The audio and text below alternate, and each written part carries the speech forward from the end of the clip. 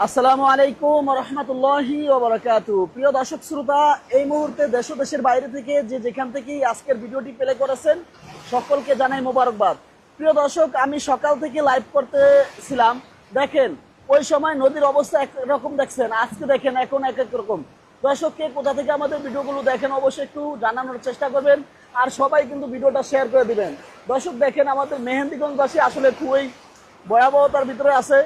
আসলে মেহেন্দিগঞ্জবাসী এখন বর্তমানে ভালো নেই। দেখেন নদীর আজকে কি অবস্থা, জানি না আল্লাহ পাক রব্বুল আলামিন কি করেন। আল্লাহ, তুমি আমাদের সকলকে হেফাজত করো, আমাদের সকলের জানমাল হেফাজত করো আল্লাহ। দর্শক সবাই ভিডিওটা শেয়ার করবেন, আজকে যারাই দেখেন সবাই শেয়ার করবেন, কারণ আপনাদের একটা শেয়ারের কারণে হয়ে যেতে পারে আমাদের মেহেন্দিগঞ্জবাসীর জন্য অনেক উপকার।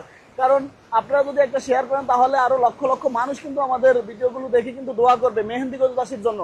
দেখতে পাচ্ছেন আজকে মেঘনা নদীর কতটা ভয়াবহতা, নদীর ধারে কাছেও যাইতে পারতেছি না, এত বড় বড় গহির আসতেছে আমাদের দিকে। আল্লাহু আকবার।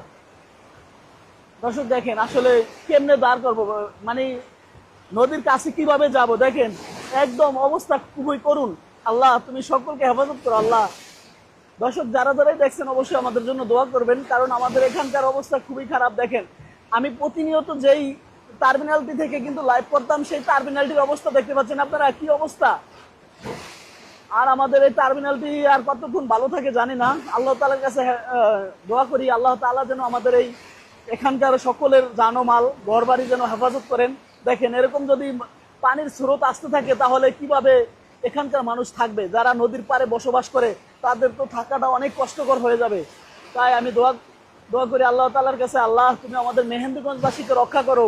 আর আপনারা যারা দেখছেন আমাদের জন্য দোয়া করবেন, যাতে আল্লাহ তাআলা যেন আমাদেরকে হেফাজত করেন, আমাদের জানমাল হেফাজত করেন। আল্লাহ তুমি রক্ষা করো আল্লাহ। টার্মিনালটা কিভাবে বাইরে হইতেছে, আল্লাহু আকবার। এই দেখেন দেখেন টার্মিনালটা দেখেন। দর্শক কে কোথা থেকে দেখছেন একটু জানাবেন। আমি কিন্তু সরাসরি আমাদের বরিশাল মেহেন্দিগঞ্জ থেকে কিন্তু লাইভ করে দেখাইতেছি। দেখেন আমাদের টার্মিনাল, এখানকার অবস্থা দেখেন। আজকে নদীটা কি ভয়াবহ রূপ ধারণ করছে। আজকে মেঘনা নদী খুবই উতাল, খুবই গরম।